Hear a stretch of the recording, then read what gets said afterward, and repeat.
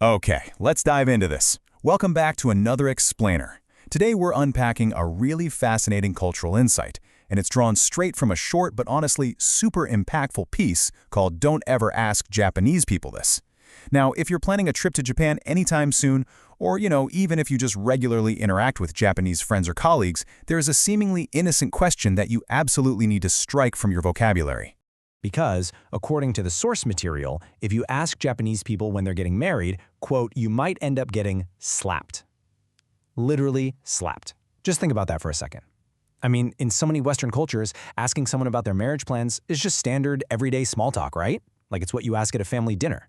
But over in Japan? Oh no, this is an intensely sensitive trigger. So what on earth makes this totally common question so provocative that it warrants such a visceral reaction? Well, that brings us to part one. A strict conversational taboo. We're going to look at this kind of like an iceberg. This conversational rule is really just the surface level, but we're going to dive beneath the surface to reveal the unseen pressures that are causing this extreme reaction. Right beneath the surface of this taboo is a profound cultural reverence. As the source explicitly states, for the Japanese, marriage is viewed as something sacred and serious. It's not just some casual life milestone you check off a list, and it is certainly not fodder for passing conversation.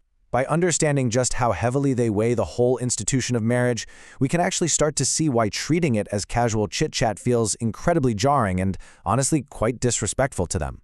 Which leads us to part two, the desire versus the reality. Now, what's really interesting about this slide is how it addresses a massive misunderstanding. See, there's this really widespread assumption out there that Japanese citizens simply lack the desire to marry.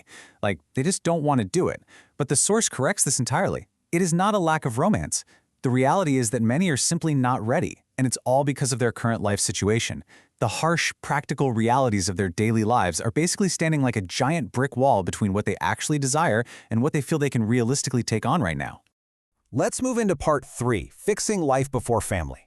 This is where we really tap into a highly relatable universal empathy bridge. I mean, needing to establish yourself before committing to another person is something pretty much all of us can relate to. The source highlights some really tough, compounding factors that are actively delaying marriage. First off, you've got the economy.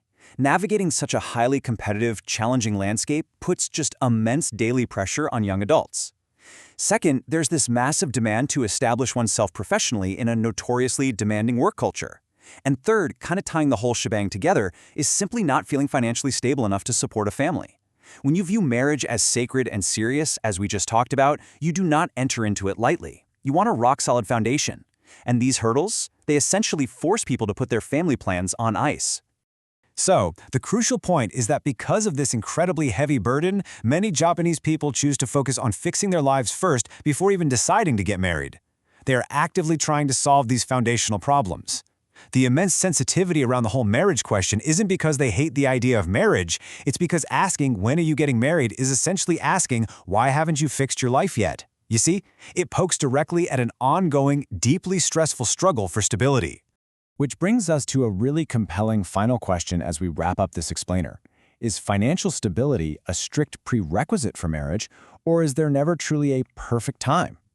The perspective we've unpacked today shows this deep cultural commitment to being fully prepared before taking that sacred step, even if it means delaying it indefinitely. It's just such a fascinating insight, and it really forces us to examine our own assumptions about readiness. What actually makes a strong foundation? Take a second to think about where you stand on that balance. Thank you so much for joining me today, and keep exploring.